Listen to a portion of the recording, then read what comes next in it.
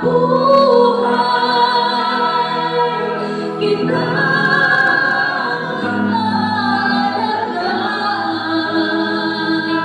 mamahalin. Salamat, Panginoon, sa aking ina.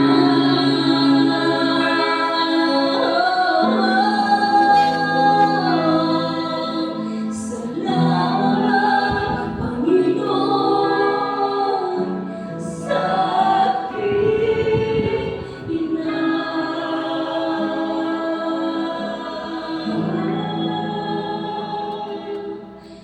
Salamat, Panginoon,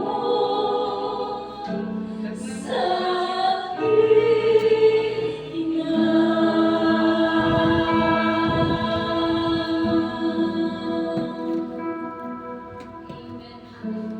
Ano mga kapatid, hindi madaling maging nanay. Kaya ngayon pa lang po, maraming salamat sa lahat po ng nanay na nagsasakripisyo. Higit sa lahat yung mga single parents, yung nanay na patay pa. Napakahirap kung iwanan natin yung mga mahal natin sa buhay. Naliliit pa yung ating mga anak. So dito tayo, nagsasakripisyo para sa kanila, para sa kanilang kinabukasan. Gusto ko sabihin sa inyo kung ano sa mga nanay na nakalito sa loob po kasi maraming salamat sa buhay ko.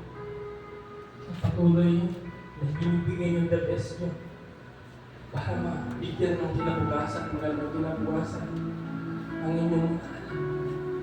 Maging maayos ang inyong pamilya. Sige po mga kapatid, tayo tumayo sa bahay nito sa panalangin.